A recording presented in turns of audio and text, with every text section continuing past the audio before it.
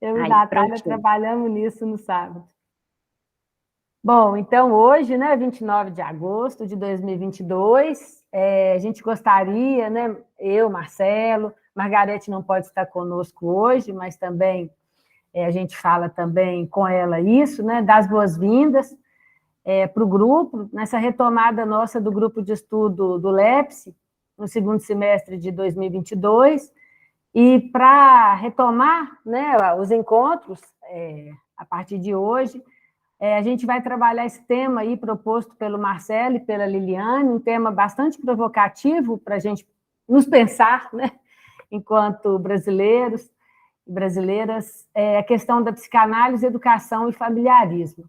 Então, o Marcelo e Liliane prepararam, né, a discussão, o Marcelo compartilhou dois capítulos de livro da autoria dele, e acho que a gente vai ter um encontro bem interessante, né, para pensar, e num momento também que me parece bastante oportuno, né, de refletir sobre essas questões, porque elas estão na ordem do dia e muito intensificadas com a questão da eleição esse ano, né? Então, a gente abre com chave de ouro aí o segundo semestre de 2022 e com muitas boas-vindas, né, para a gente continuar o nosso percurso. Aí, Marcelo, a palavra está contigo. Boa tarde, gente. Obrigado. Vai ser um prazer poder compartilhar essa discussão com vocês. Liliane ainda não está presente, mas ela vem pesquisando, o tema dela é sobre a questão da família, no contexto da psicanálise e educação, e sobretudo no contexto clínico, e nós estamos interrogando esses limites da família no tempo de agora.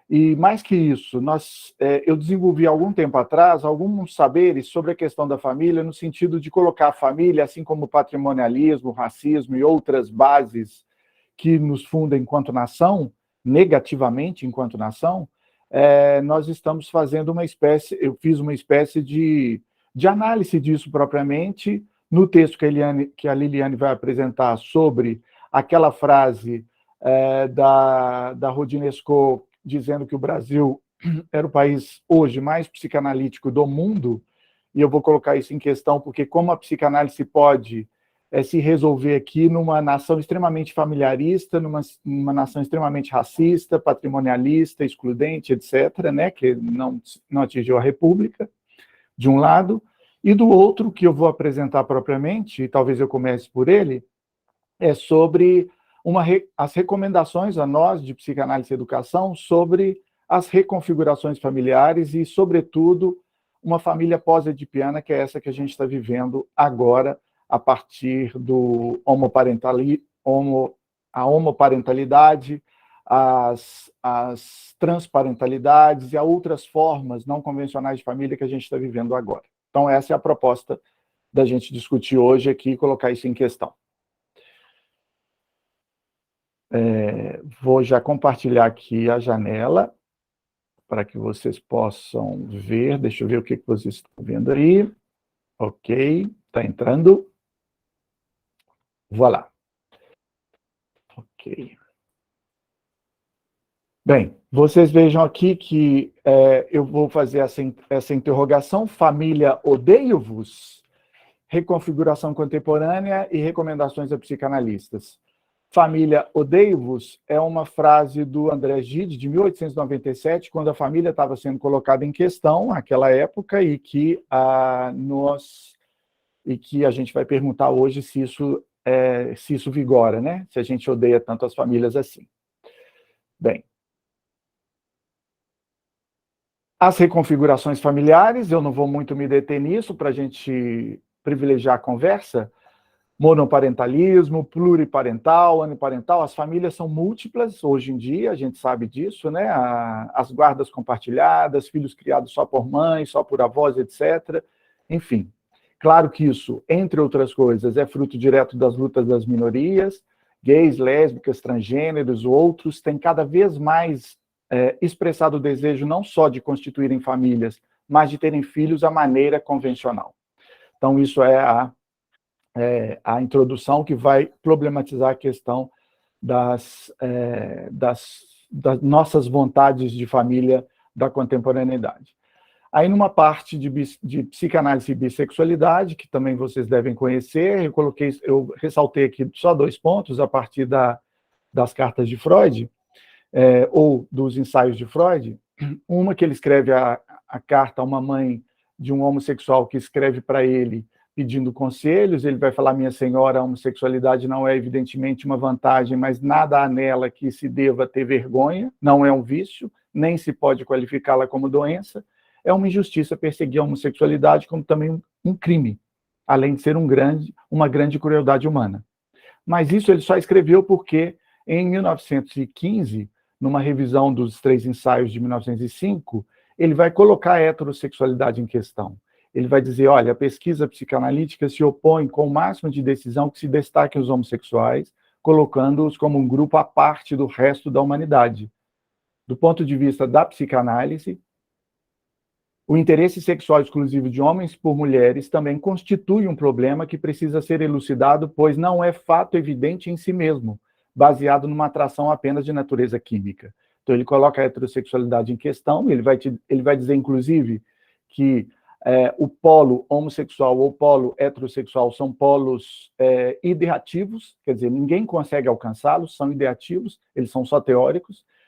E ele, claro, vai reforçar a ideia da bissexualidade desde o início da psicanálise, dizendo que estou acostumado a encarar todo ato sexual como um acontecimento, no mínimo, entre 4 indivíduos. É o que ele vai falar numa carta ao Fliess. Bem, veja, essa posição de vanguarda de Freud não foi seguida pelos psicanalistas no meio do século passado. Então, na verdade, por mais que Freud, Firenze, alguns psicanalistas da Sociedade de Quarta-feira estavam interessados ou estavam muito desenvolvendo essa quebra desse padrão, né, ou desse paradigma da sociedade vitoriana da época, inclusive com relação à questão da homossexualidade, boa parte, sobretudo os psicanalistas ingleses, vão voltar-se ao conservadorismo. Ora, uma psicanálise conservadora vai gerar uma psicanálise interrogada. Então, a psicanálise vai conhecer essa interrogação por Castelli, por Foucault, por Deleuze, por Guattari, por vários outros autores que vão chamar o Édipo, né, a teoria de Piana da psicanálise, de normalizadora e familiarista. Quer dizer, enfim, o texto vai discorrer longamente sobre isso, eu não vou me deter, mas o importante é que, no meio do século passado, sobretudo ali na década de 60 e 70, o complexo de Édipo é questionado, o familiarismo da psicanálise é questionado, o conservadorismo da psicanálise é questionado. Então, na parte chamada, que aí é o que mais importante aqui para a gente discutir, famílias homoparentais normais, aí nós vamos entrar no nosso debate propriamente. Liliane falaria mais sobre isso, sobre o fracasso das utopias comunitárias, que é o que o Lacan vai chamar daquilo que aconteceu em 1960, que foram o advento das utopias comunitárias. E ele vai dizer, com o fracasso disso, o que acontece? A função de resíduo exercida e mantida pela família conjugal na evolução das sociedades, a irredutibilidade de uma transmissão permanece. Ou seja, por mais que a gente tenha achincalhado a família, destituído a família, interrogado a família, colocado a família em questão, na verdade, uma irredutibilidade de uma transmissão continua e um resíduo de família permanece mesmo com as utopias comunitárias, e com o fracasso delas, esse resíduo retorna, né? Então, é isso, nas décadas de 60 e 70, a família, a patrilinearidade, a sexualidade, a noção estável de gênero, a divisão doméstica do trabalho, a hierarquia étnica ganharam o peso da contestação política e comportamental. Mas, com o fracasso das utopias, a noção de família resiste forte. André Gide, eu já falei, vai dizer família odeio-vos, a gente coloca a questão, e hoje a gente poderia dizer família amo-vos e quero uma. Ou melhor, nem é pergunta, família amo-vos e quero uma. Bem, as lutas de minorias, mais o avanço da própria ciência médica, né, com a possibilidade de gametas, de concepção in vitro. enfim, de outras formas de concepção que não só a da natureza, a natural, o que acontece? Com o avanço da ciência médica, possibilitaram a experiência da paternidade e da maternidade também aos homossexuais. Mas aí nasce uma outra coisa que é o fundamental aqui para a gente pensar, que talvez os filhos do triângulo edipiano tenham virado filho sintoma. E isso tem 3 consequências para a gente. Eu vou explicar isso com mais detência, que é o principal aqui do texto. Primeira coisa, nasce, ou pelo menos resiste, um desejo generalizado de família nos moldes convencionais que a psicanálise deve interrogar. Ninguém tem dúvida que ter família é bom, que pode ter, que cada um é livre para poder tê-la como quiser, não é o problema. Mas esse desejo generalizado, essa vontade de família quase que absoluta, a psicanálise tem o papel de interrogar, no sentido de saber de que desejo se trata quando essa pessoa se dissolve nesse mar de convencionalidade. Uma outra consequência é que os filhos de famílias homoparentais carregam como outros, porém ainda mais que outros, o traço singular de um destino difícil. Veja bem, devemos acompanhá-los na saga da afirmação de sua diferença, ninguém tem dúvida, quer dizer, então nós somos convocados, enquanto psicanálise, ou enquanto psiquiatrização, a entender essa saga de afirmação dessa diferença.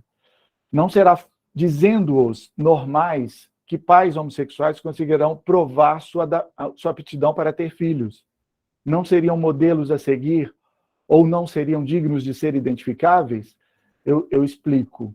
Certa vez, escutando um pai homossexual, ele vai dizer o seguinte: eu sou pai, mas meu filho não tem... Olha, mas meu filho não tem nenhum traço homossexual.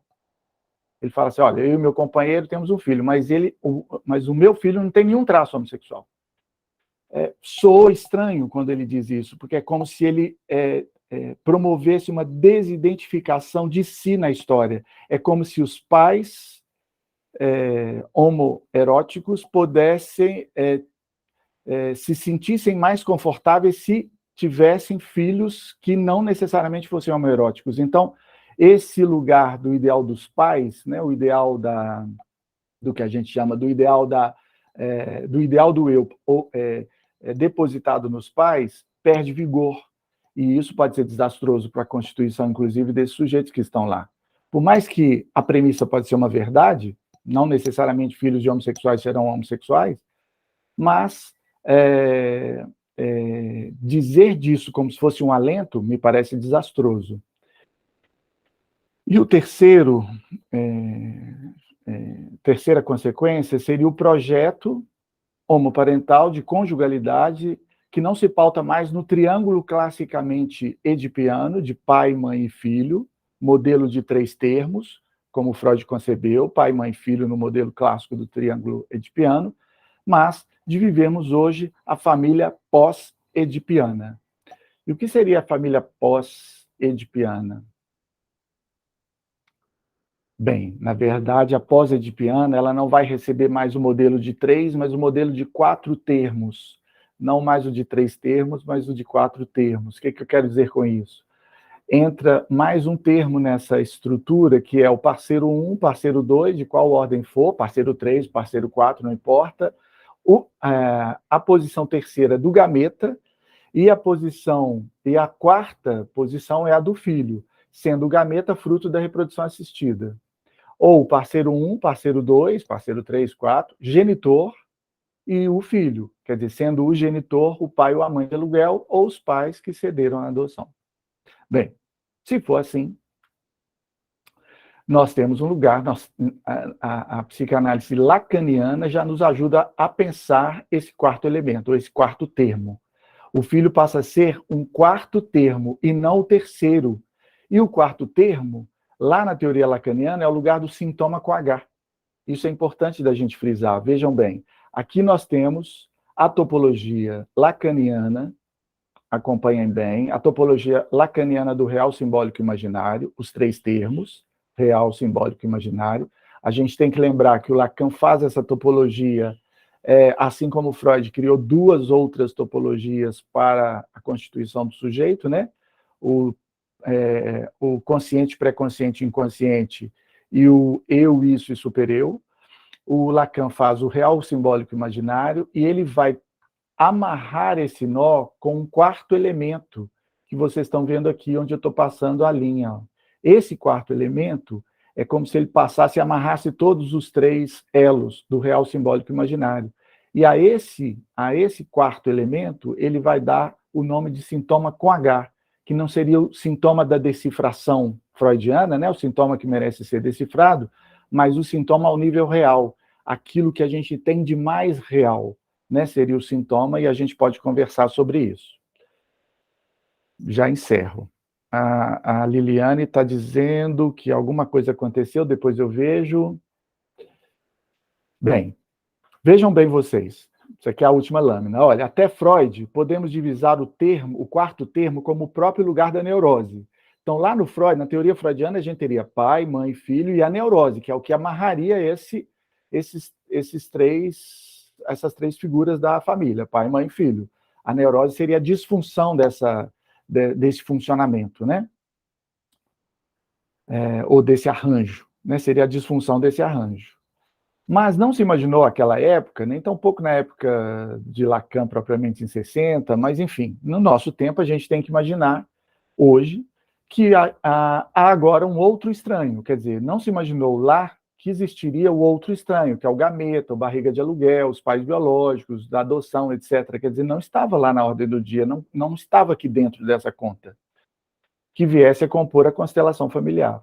Então, veja, a nossa pergunta agora é como conceber o sintoma de nossos tempos, considerando a família reconfigurada de hoje, formada não por 3, mas por 4 membros. Não por 3, mas por 4 membros.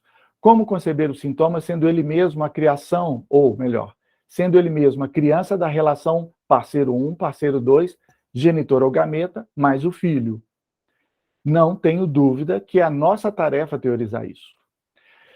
E o início de teorização disso, eu vou, a partir do Fanjueix, vou tentar buscar a ideia da função do mercado de gozo. Olha bem, a função do mercado de gozo, ou melhor, função do mercado que ele chamou de desejo, mas talvez seria mais interessante mercado de gozo, mas seja como for, vamos com ele. A função de mercado do desejo talvez coloque o filho sintoma, nesse lugar de sintoma com H, né? Com o risco de não ser mais do que o objeto de satisfação pulsional daqueles que o mercantilizam em nome de um acesso imediato ao gozo, inclusive do gozo de se querer ser uma família nos moldes da lei.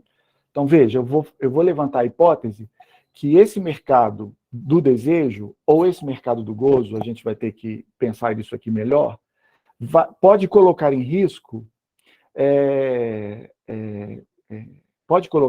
essa criança, fazendo-a ser apenas objeto de satisfação daqueles que mercantilizam essa criança para terem acesso ao mundo da lei, a esse mundo da convencionalidade. Aí eu vou perguntar, com a ajuda do direito, da ciência e do mercado, a criança talvez tenha se tornado hoje, mais do que em outros tempos, objeto de consumo, para fazer valer e timbrar as novas formas de conjugalidade, as reconfigurações familiares, para obterem a chancela que lhes permitiria pertencer à sociedade dita tradicional. Então, a minha pergunta é essa: se eu transformar essa criança no lugar do sintoma dessa família para um objeto de gozo, talvez essa criança se torne objeto de consumo para que essa família seja chancelada no mundo dito normal. As novas famílias são muito bem-vindas, pois descentram a máscara da normalidade social, porém, sem que nunca asfixiem as subjetividades dos pequenos em nome do direito ao gozo dos grandes de se reconhecerem como tal. Reconhecerem como? Como uma família dita normal, entre aspas, numa sociedade mascaradamente normal. É isso. Então, o que eu quero salientar nesse texto, evidentemente, é a importância de nós estarmos atentos a esse mercado de gozo, que eu vou chamar, que seria necessariamente fazer com que essa criança não vire sintoma de uma família de quatro termos e se torne objeto de consumo das próprias reconfigurações familiares. É isso. Deixe-me ver aqui o que a Liliane... Ela não consegue entrar no site. Está desesperada. Ela estava na sala, mas ela acho que caiu. Caiu, ela está me dizendo aqui. Nenhum dispositivo, não consigo entrar no site. Já tentei em 2 computadores, 3 celulares. Bem, ela não está. Deixe-me ver se eu consigo. Se eu consigo apresentar o que ela vai estabelecer aqui.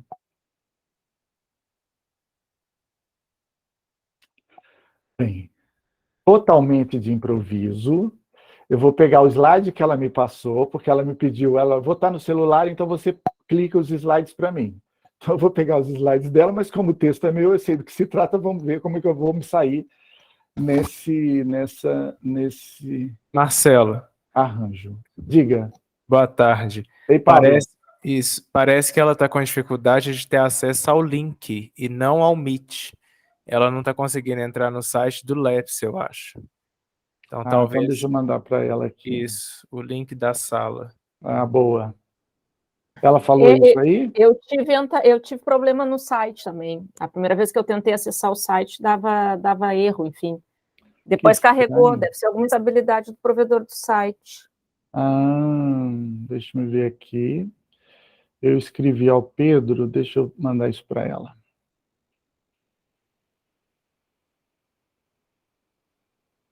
Mas eu acho que ela tá já no...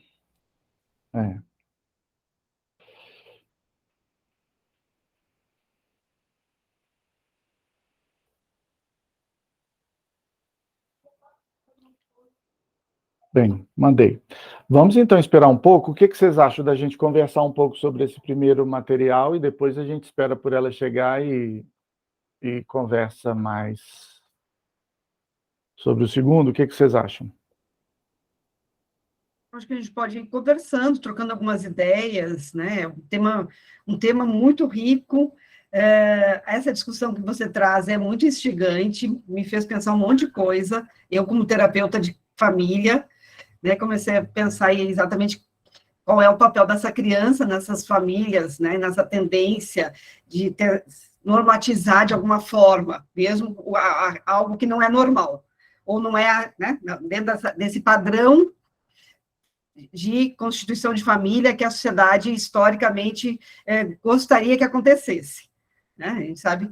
E aí, eu, conversando aqui com as minhas colegas, aí todas são professoras, aí veio uma pergunta que eu acho que tem a ver tudo com o que a gente está trabalhando, né, que assim, como conversar sobre isso, que demanda isso vai surgir lá na sala de aula, daí elas fizeram a pergunta como professoras, como é que, como professoras, a gente vai falar sobre isso com as crianças depois na escola? Ou como é que vai fazer um dia dos pais? Como é que vai fazer um dia das mães? Né? É realmente um grande desafio, não só para a psicanálise, como para a sociedade como um todo.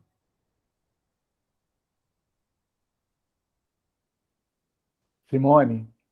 Obrigado, Milena. Oi, eu adorei a formulação, assim, o primeiro encontro com o texto, assim, foi excelente, porque me fez pensar também um monte de coisa, cheguei a perguntas, ou enfim, lembrei de perguntas muito semelhantes ao que a Milene traz aqui em diálogo com os professores. Mas a minha pontuação, ou pergunta, enfim, acho que é um ponto de diálogo, ele é mais teórico, digamos assim, né? Fiquei pensando nesse pós. Acho que foi fantástica esse deslizamento do 3 para o 4, né? Acho que essa formulação é muito interessante. Mas fiquei ali pensando sobre o pós. Por que pós? Né? Por que essa nomenclatura, né? Por que não manter um edipiano reformulado, revisitado, sei lá, alguma outra nomenclatura? O que o pós traz também de novidade, digamos assim, em conjunto com esse deslizamento do 3º para o 4º termo?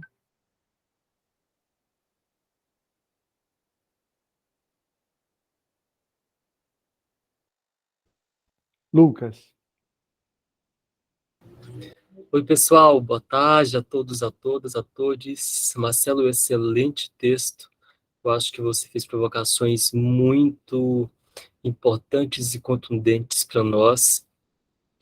Não é uma questão minha, também é teórica, né, pegando um pouco aí a pontuação feita pela colega Simone.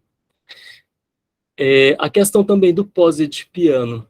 Eu fico pensando até que ponto que postular um Édipo pós-edipiano não é partir de uma apreensão ideologizada que as instituições fizeram do Édipo freudiano. Né? Porque pensando o Édipo, né, e Lacan, eu acho que foi um marco fundamental, né, para sairmos daquela família burguesa, pai, mãe e filho, e pensarmos isso como lugares. Né? Lacan foi fundamental isso para a história da psicanálise. Mas ainda assim, as instituições psicanalíticas depois de Freud, até mesmo depois de Lacan, ainda se mantêm, né, presas nesse Édipo que eu acho ideologizado. E será que não é a esse Édipo ideologizado que o anti-Édipo se põe? E aí uma coisa que eu fico pensando, né, assim, a revelia das críticas de Foucault em relação ao Édipo, eu acho que Foucault faria uma crítica desse Édipo burguês, apreendido de modo ideológico aí para as instituições psicanalíticas. Enfim, né, a questão do pós-edipiano também é uma questão para mim, e o modo, né, como até hoje, né, a questão edípica vem sendo colocada, eu acho que, que sai um pouco do cerne que o Édipo, na sua tragédia, nos põe, desde Freud. E uma outra colocação é em relação a pensarmos a família, essa mediação tão fundamental, né, para a socialização, mas como também uma instância que é capturada pelo domínio social. Eu lembrei, né, disso agora, remontando ao impeachment da Dilma.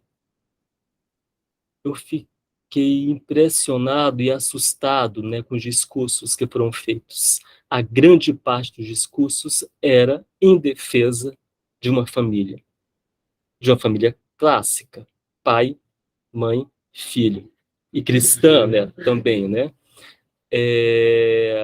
E aí, assim, rememorando aqui os estudos feitos pelos frankfurtianos, né, sobre o nazismo, eles foram estudar justamente a família, hipotetizando a família aí, né, como um núcleo fundamental de reprodução das ideologias. Então, a minha questão, se eu consigo formular uma questão em relação a isso, mas como é que você pensa, né, a família, né, aí nessa hipótese frankfurtiana, né, de ser um núcleo de reprodução da ideologia nazista, inclusive, como que você pensa isso no tempo contemporâneo, no nosso Brasil contemporâneo?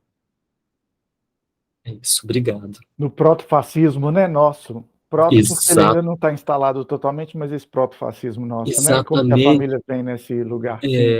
Boa. Exatamente, Marcelo. Michele pediu a mão também.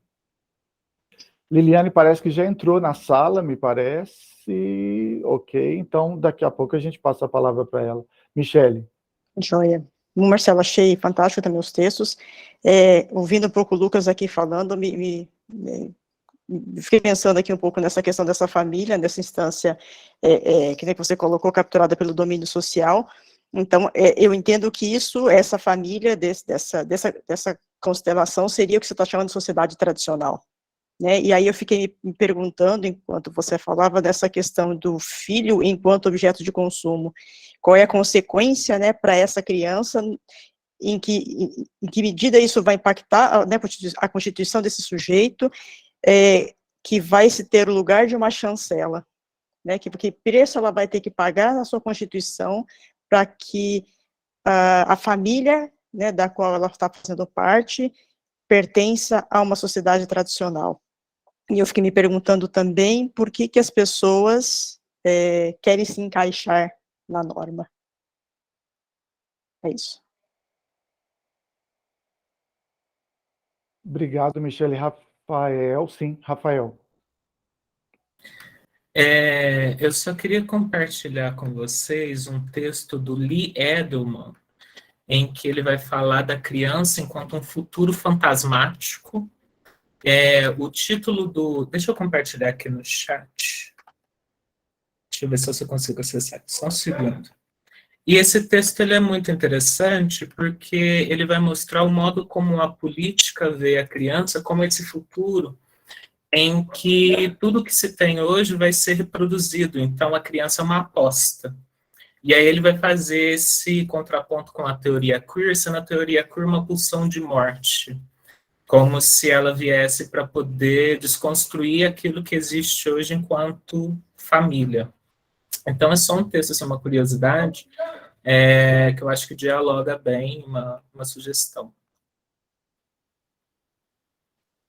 Obrigado, Rafael. Vou ler, já abri ele aqui. O título já é bom, né? Assim, já é todo bom. Ok, vou ler com gosto. Gente, vou comentar aqui rapidamente isso que vocês estão falando. A proposição que eu e Liliane fizemos foi de falar no máximo 15 minutos sobre os textos, cada um, na apresentação, para que a gente pudesse circular mesmo a palavra mais. Por isso que eu apresentei tão ligeiramente o texto, porque se supõe que vocês leram, então vocês já sabem o conteúdo. Vou começar de trás para frente. Ok, Rafael, vou ler. A queer poderia vir, né? Qualquer dissonância queer poderia vir como um impulso de morte nesse sentido, mas talvez a gente poderia tomar... Bem, eu não li o texto propriamente, eu estou comentando só o termo. O impulso de morte, a gente tem que lembrar em Freud que ele é vontade de potência, lá do Nietzsche. Né? Então, a própria condição de morte é a própria condição de invenção de alguma outra coisa, quando você aniquila tudo, né? Então, esse estado nirvânico projetaria a possibilidade de se inventar outra coisa, porque esse elo que a pulsão de vida faz, que é ficar enlaçando sempre a norma dentro de uma regra, etc., pode ser, entre aspas, mais mortífero que a própria pulsão de morte na sua inventividade. Mas a Michele... ok, Michele, é isso. Na verdade, a recomendação aos psicanalistas e educadores é nesse sentido mesmo. Assim, olha, vamos ficar atentos, porque uma coisa é essa reconfiguração da família, explodir o conceito de família e abrir as possibilidades de outras pessoas se afirmarem nesse mundo e poderem gozar desse mundo, poder usufruir desse mundo. A outra é essa explosão de possibilidades de reconfiguração familiar, de novo se reconduzirem a uma linha normal, a uma linha na norma. Por que se faz isso? Evidentemente, porque a norma nos chancela a possibilidade de ter acesso a bens de consumo, bens políticos, bens sociais,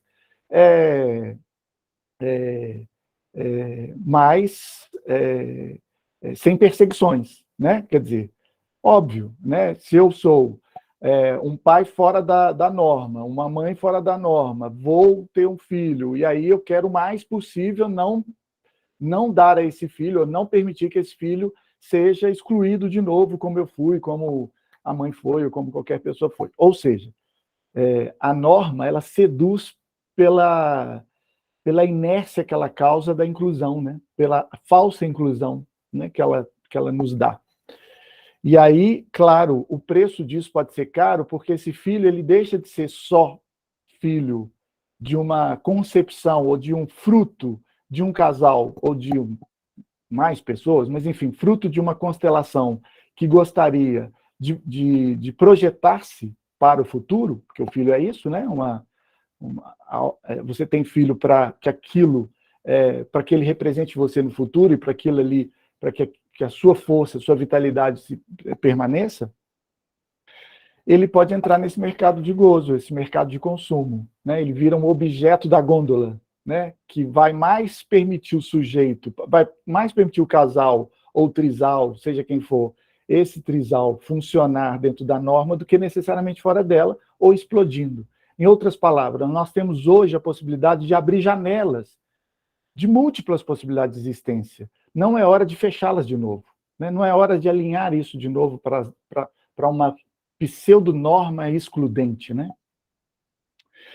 E Lucas e Simone, já adotei. Nem vou entrar na questão do pós-edipiano como se fosse propriamente aderindo a uma ideologia milleriana ou de alguns que vão professar essa ideia do Miller, mas o próprio Lacan ele se demitiu de se dizer edipiano no final da vida, porque ele já foi migrando ou para Antígona ou para Narciso, né? Ele foi migrando para outras fontes gregas que o Édipo não explicava mais.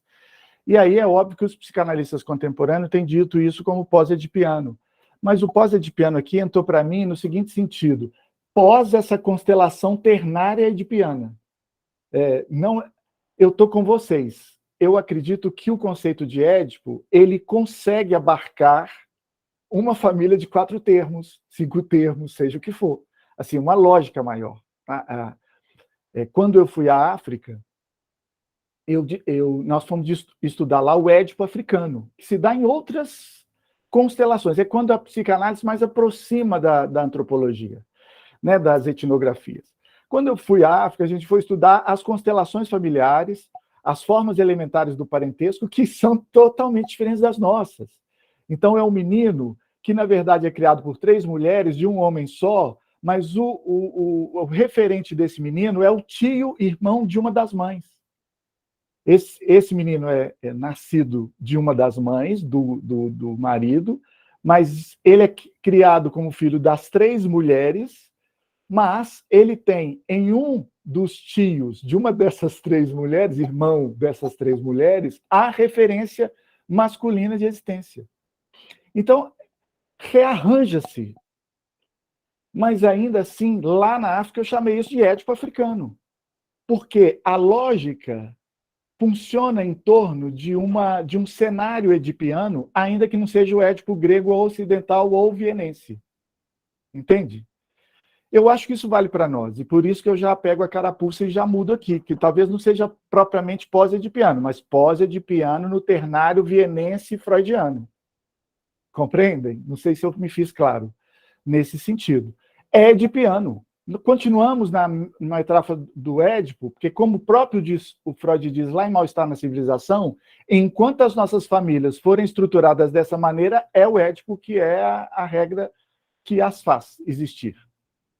Pode ser com qual ordem for. Tio, pai, mãe, 3 mulheres, não importa. Nós ainda temos essa configuração edipiana de existência. Então, eu vou até corrigir isso numa possível revisão desse texto. E Milene, claro, nós só vamos conseguir na escola alterar esses procedimentos se a gente fizer essa alteração em nós mesmos.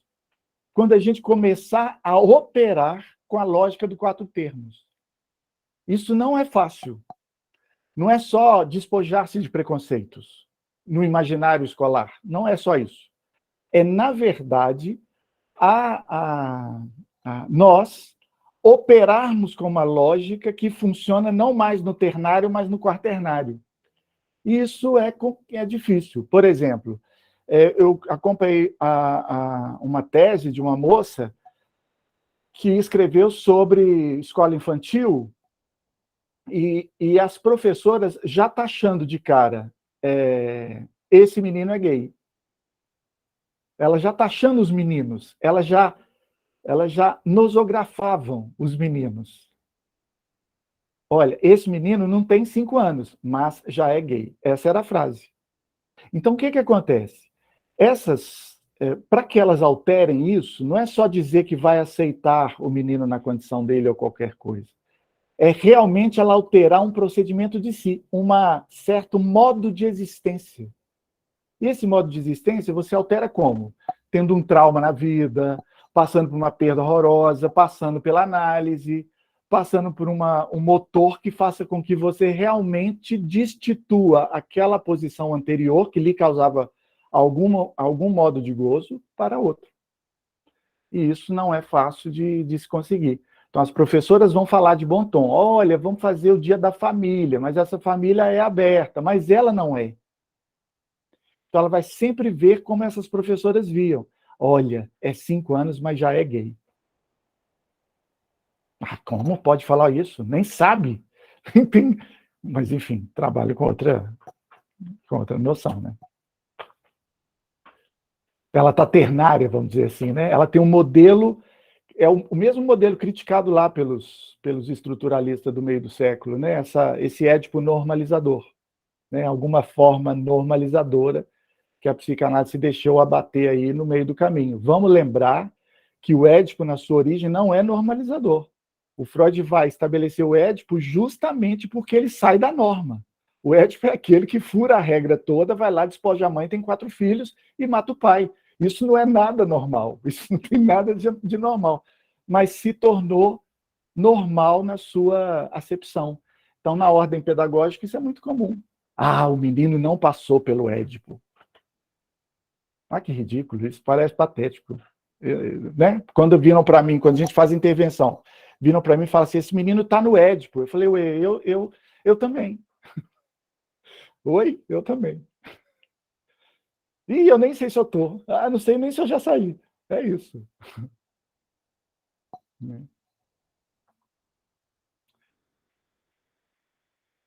Bem, gente, vamos à Liliane? Pode ser, Liliane? Que é a Andressa Pode. hoje? Ei, Marcelo. Eu já entrei com muitos nomes diferentes. Tá vendo? Oh, meu É Deus. assim mesmo. Ninguém só é si mesmo, né? Somos múltiplos. Estou tendo aqui ajudas diversas. Eu vou projetar a tela, tá bem? Tá bom. Pode ser? Pode ser. Obrigada, Marcelo. Nada.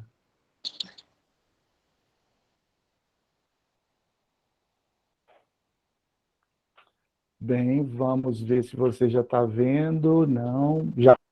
Eu estou vendo. Então, ótimo. Pode. A pessoa está concordando. Então, infelizmente, não consegui pegar toda a discussão, mas consegui pegar em parte, assim, né? Bom, é uma discussão que a gente já tem tentado fazer, né, Marcelo? Assim, na verdade, essa discussão sobre a família. E aí, eu trouxe esses slides mais para nortear, assim, eu tentei fazer uma espécie de um mapa mental, assim, das principais ideias. Eu achei difícil, porque eu achei esse texto uma potência, assim, de muitas provocações, né, eu penso. Mas, pode passar, Marcelo, por favor. Eu tentei organizar a apresentação aqui para a gente discutir de uma forma mais condensada nas principais ideias do texto, porque, como o Marcelo disse, a nossa ideia é mais fazer a palavra circular e a gente poder refletir, né, e discutir a partir dos textos. Mas, então, eu pensei em trazer essas ideias principais, depois algumas impressões, reflexões e algumas questões para discussão, que é até do próprio texto. Pode passar, Marcelo.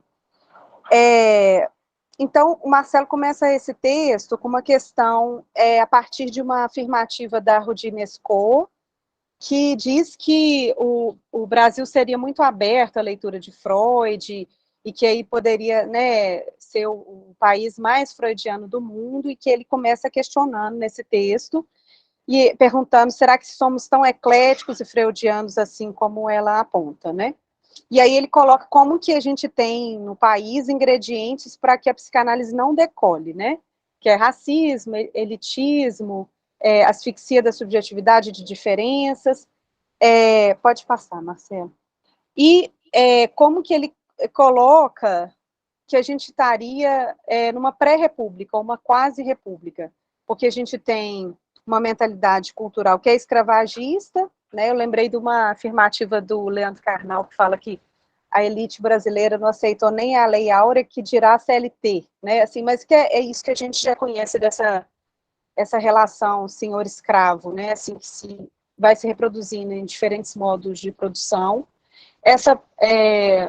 esse patrimonialismo, que é uma sociedade, né, essa mentalidade cultural patrimonialista, no sentido que certa elite toma o público. Alô? Privado, e nesse imobilismo social, que é esse favor. E aí a gente tem instituições republicanas, mas falta musculatura, que ele coloca, porque são instituições que são segregativas, inclusive as instituições educacionais, né, no campo da educação, que reproduz, né, as desigualdades, enfim.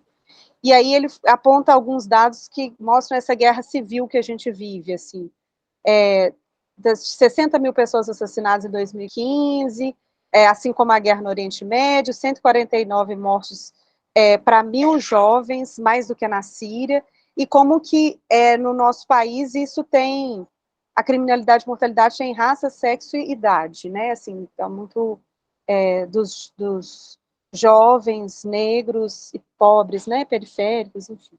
E aí ele coloca como que o país que mata mais transexuais, travestis, e também consome mais filmes também desse grupo, e a gente mesmo sendo nona potência econômica, já fomos a sétima, a gente ainda está na colocação 75 do Índice de Desenvolvimento Humano, assim, entre 180 países, 88 países.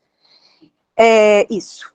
E aí, ele coloca como que a psicanálise tem que acontecer onde tem um exercício de liberdade, democracia, respeito aos direitos civis e políticos, de igualdade e justiça social. Hoje, mais cedo, eu compartilhei esse texto com uma colega minha que é nutricionista, e apesar de não ser da área psi, ela tem uma sensibilidade nesse campo, é tocada em alguma medida pela psicanálise, porque ela mesma faz a análise e tudo. Eu estou comentando isso porque eu queria muito escutar o que ela pensou a partir do texto, e aí ela conseguiu fazer uma leitura, e aí ela me fala de uma coisa que não está no texto, mas eu até entendo que está subentendida, que eu acho que pode ajudar a gente a pensar sobre o que esse texto provoca, é que ela me falou assim, eu entendi que a psicanálise só pode acontecer onde a pessoa consegue, ela falou alguma coisa no sentido assim, de buscar o próprio desejo, e se é uma sociedade que não tem essa liberdade das pessoas se manifestarem de diferentes formas, né, não tem um espaço para a psicanálise acontecer.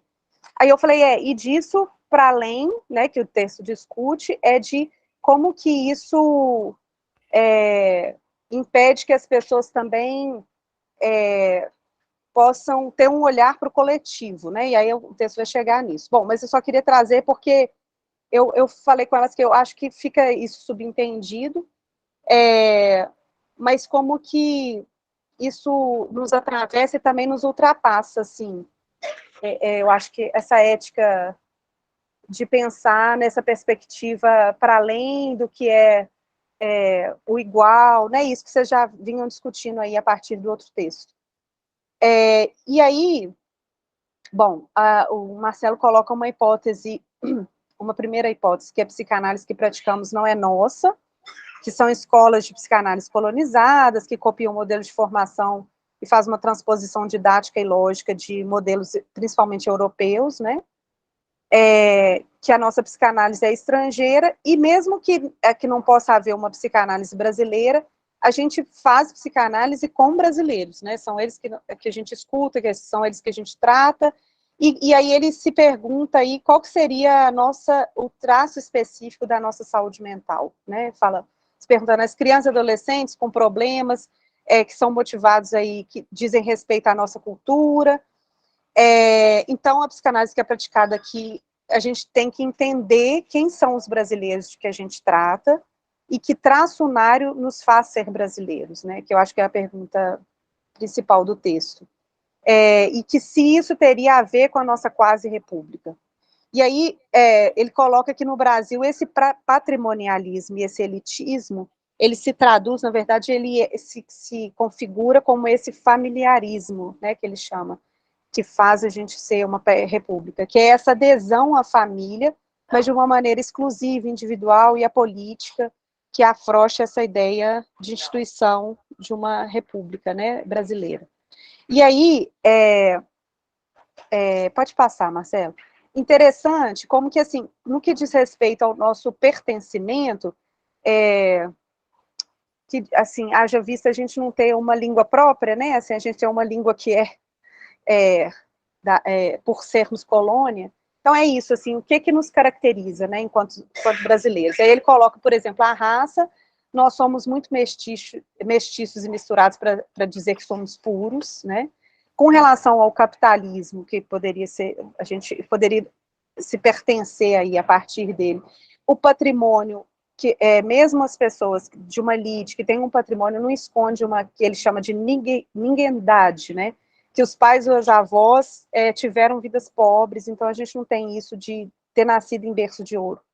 E aí, o que nos resta é essa família, que nos dá esse sentimento de exclusividade, e que leva a essa segregação do outro, à medida que a gente se insere nesse grupo, e que a gente diz quem que pertence a esse grupo, quem não pertence, né?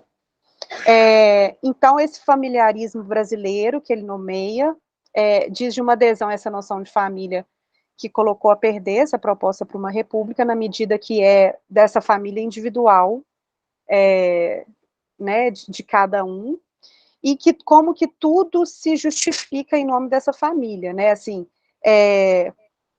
se dá então uma segregação que é familiarizada, né, no sentido que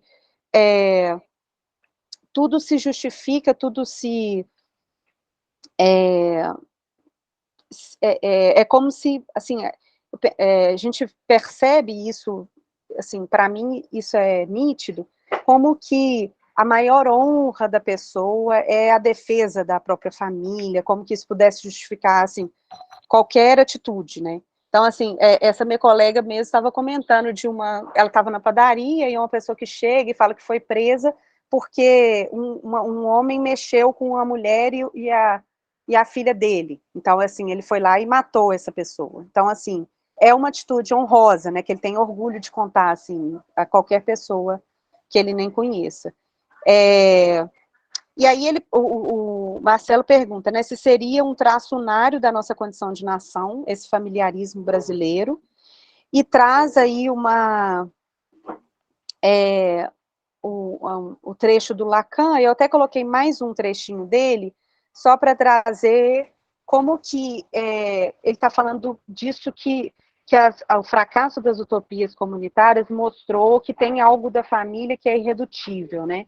E que ele fala dessa função, depois, mais adiante, né? Ele fala dessa função materna e paterna, para dizer disso que se transmite. E aí, só para a gente pensar e talvez problematizar, como a gente tem tentado fazer, né, Marcelo, que mesmo que esse texto avance em pensar no que seja o que seja transmitido em termos dessas funções, mesmo que elas não sejam atreladas necessariamente à figura da mãe e do pai, a gente ainda mantém uma certa referência a essa família tradicional, né, assim, como vocês estavam discutindo antes, e como que isso é reivindicado mesmo entre as famílias que não estão ainda dentro desse modelo tradicional e querem ascender esse modelo, que é o que trata o outro texto, né, que vocês já vinham discutindo. E aí a família, nesse sentido, aqui, ela é requerida para pôr ordem, para dar norte, mas ele acaba por fazer o contrário, né, assim, e surge para reprimir o ódio, mas acaba fazendo a reforçar, né, e fazer transparecer esse ódio através da separação e segregação, na medida que ainda determina quem que entra nesse bolo privado, né. E aí, bom, depois, no final, ele traz aí essa adesão da família do Otto Rank através das lendas, das mitologias ocidentais, fazendo uma associação ao texto do Freud sobre os romances familiares, que nesse sentido, assim, dessa fantasia, né, da criança de ela ter uma família, pode voltar, é isso, ter uma família que possa dotá-la, que seja uma família dentro de um ideal melhor do que a dela. Eu coloquei uma figurinha aí no slide anterior, Marcelo, desse filme, não sei se vocês conhecem, que é Coraline, é um filme de 2009, que eu achei super interessante, assim, como que esse filme retrata justamente essa problemática da fantasia infantil, né, assim, que ela vai para um mundo paralelo, em que ela tem uma família supostamente perfeita, mas é uma família do horror, né, então, assim, e aí ela tem que se voltar para a família dela e reconhecer, enfim, que eu acho que tem muito a ver com esse romance familiar que Freud nos traz. E aí pode passar, só para terminar, eu não sei se eu vou conseguir ler aqui, que é um trecho do texto. Posso ler aqui. Por favor, Marcelo. Ora, se não temos nada, se somos pobres, pardos, excluídos, se padecemos de injustiça social, de falta de liberdade, de moral republicana, então que nos reste a nossa família, nosso resíduo na terra que não nos faz ser ou não nos faz estar à deriva em um país que desconhece diversidade, segrega diferenças, asfixia subjetividades, até que vem o próximo carnaval. Isso. E aí eu queria só resgatar a cena que você coloca no texto, Marcelo, que é a cena da votação do impeachment da Dilma, né, que todos falavam em nome da família, assim, mesmo estando ali num cargo público a serviço da população, o que tem valor não é qualquer causa, qualquer direito coletivo, né, é o que tem valor e é de honra e é o que digamos assim, defendido, mesmo, né, dentro nessa esfera política, é essa honra da própria família, assim, da família na sua individualidade. Então, bom, é isso, acho que agora a gente pode continuar discutindo. Obrigada. Mas você colocou algumas questões. Isso, mas, então, as questões, que são as questões do próprio texto, que são se o Brasil seria aberto mesmo a essa leitura do Freud, esse seria um país mais freudiano do mundo, né, que é a pergunta que abre o texto. E aí as outras perguntas são: que traço unário nos faz sermos brasileiros? Se teria a ver com nossa quase república? E a pergunta que eu acho que é a pergunta principal, que eu acho que é assim, bom da gente pensar aqui nessa discussão, que é o familiarismo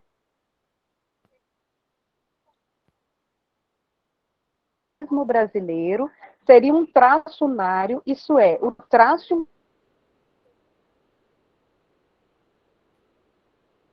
único de nossa condição de nação, considerando isso, assim, que é o que nos resta, né? Assim, se a gente não está pertencendo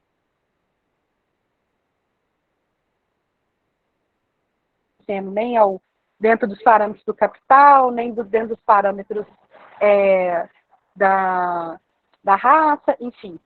Então, se seria esse traço unário, assim, que nos daria uma condição de brasileiros? Eu acho que é essa pergunta que que pode nortear a nossa discussão.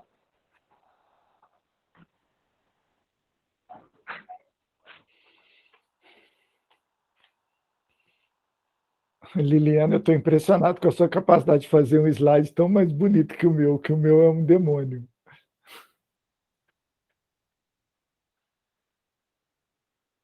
E bastante abrangente, ele foi suficientemente abrangente do texto. Roda circulando. Marcelo, pode parar a gravação? Pode. Beleza.